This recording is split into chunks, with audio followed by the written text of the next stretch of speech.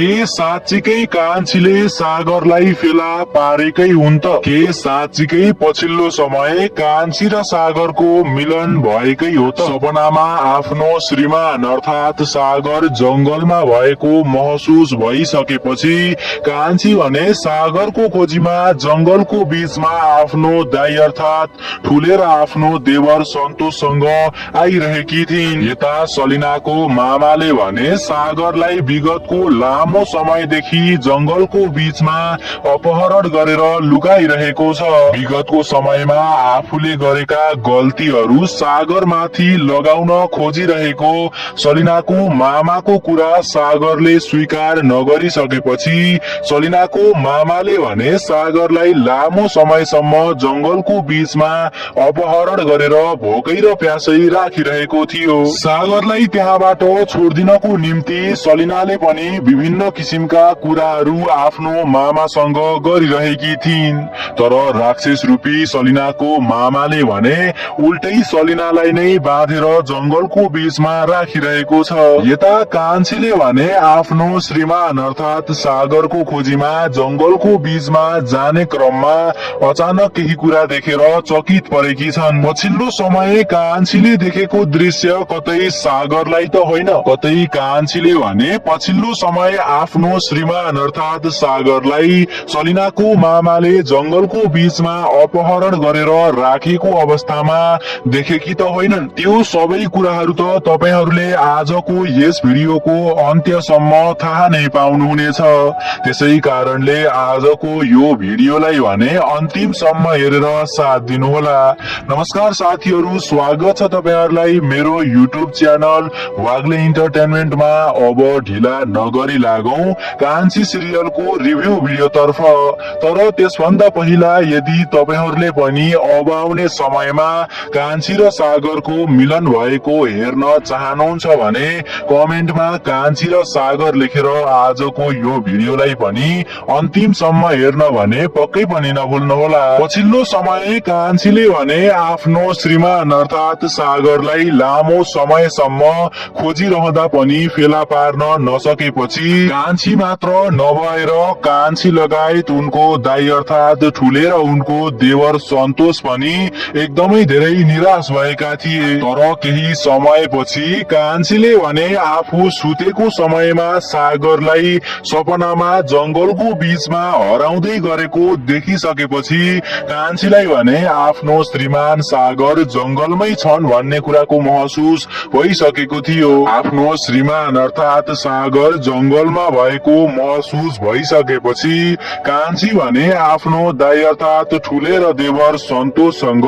सागरको खोजीमा जंगलको बीचमा आएकी थिइन्। यता सागरकी बाल्यकालकी प्रेमिकाले भने कान्छी र सागरको मिलन हुन नदिनको निम्ति विभिन्न किसिमका खेलहरू खेलिरहेकी थिइन्। आफ्नी साथीको सहयोग लिएर उक्त महिलाले भने कान्छी र सागरको मिलन हुन नदिनको निम्ति विभिन्न किसिमका योजनाहरू बनाउन सुरु गरिसकेकी थिइन्। सागरको खोजीमा कान्छी भने जंगलको बीचमा जाने कुरा थाहा पाइसकेपछि उक्त महिलाले भने कान्छीलाई रोक्नको निम्ति आफ्नी साथीसँग जंगलमा गइरहेकी थिइन्। यता कान्छाकी प्रेमिकाको बुबाले भने आफूले विगतको समयमा जति नै नराम्रा काम गरे तापनि अब आउने समयमा भने आफ्नी छोरीको कुरालाई सुनेर आफ्नी छोरीको इच्छा चाहना पूरा गर्ने योजना बनाइरहनु भएको छ।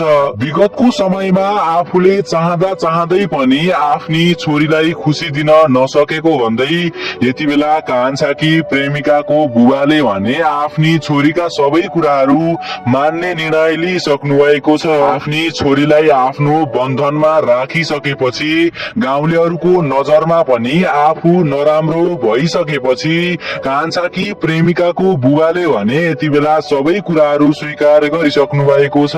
तसर्थ अब आउने समयमा भने कान्छाकी प्रेमिकाको बुबाले कान्छाको परिवारसँग छलफल गरिसकेपछि कान्छा र उनकी प्रेमिकाको भने विवाह गराइदिनु हुने भएको छ। यता सलिनालाई भने आफ्नै मामाले जंगलको बीचमा बाँधेर राखेका छन्। पछिल्लो समय सलिनाले सागरलाई छोड्दिनको निम्ति आफ्नो मामासँग विभिन्न किसिम किसिमका बिन्तीहरू गरिरहेकी थिइन्। आफ्नी भान्जीले यस्तो कुरा गरेको सुनिसकेपछि सलिनाको मामाले भने सलिनालाई जंगलको बीचमा रस्सीले बाँधेर राखेका छन्। विगतको समयमा मानव बेचबिखनको आरोपमा परेको सलिनाको मामाले भने आफ्ना सबै गल्तीहरू सागरमाथि लगाउने प्रयास गरिरहेको थियो। तर सागरले भने आफूले कुनै पनि गल्ती नगरेकै कारणले आफूमाथि जबरजस्ती गल्तीहरू लगाउने प्रयास गर्ने सलिनाको मामाको कुरा नसुनेर उक्त व्यक्तिका कुरालाई अस्वीकार गरिरहेका थिए। उक्त कुरा स्वीकार नगरिसकेपछि सलिनाको मामाले भने सागरलाई विभिन्न किसिमका शारीरिक तथा मानसिक तनाव दिएर जंगलकै बीचमा अपहरण गरेर लुकाइरहेको छ। अर्थात पछिल्लो समय सागरलाई भने भोकै र प्यासै उक्त व्यक्तिले जंगलको बीचमा बाँधेर राखिरहेको छ।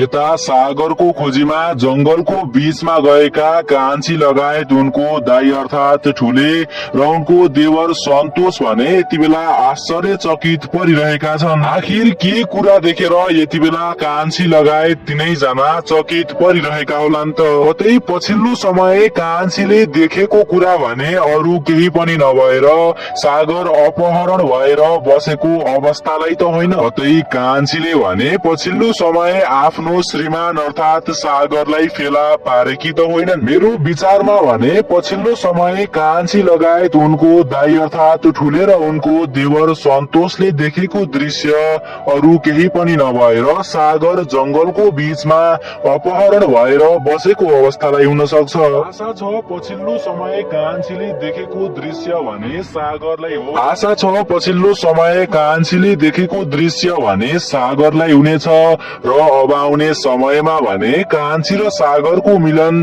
पक्कै पनि हुनेछ। तपाईहरुलाई के लाग्छ आफ्नो आफ्नो प्रतिक्रियाहरू कमेन्ट बक्समा भन्न पक्कै पनि नभुल्नुहोला।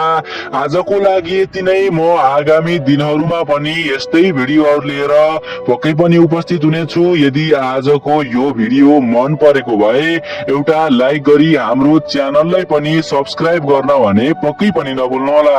सबैजना स्वस्थ अनि व्यस्त रहनुहोला। धन्यवाद।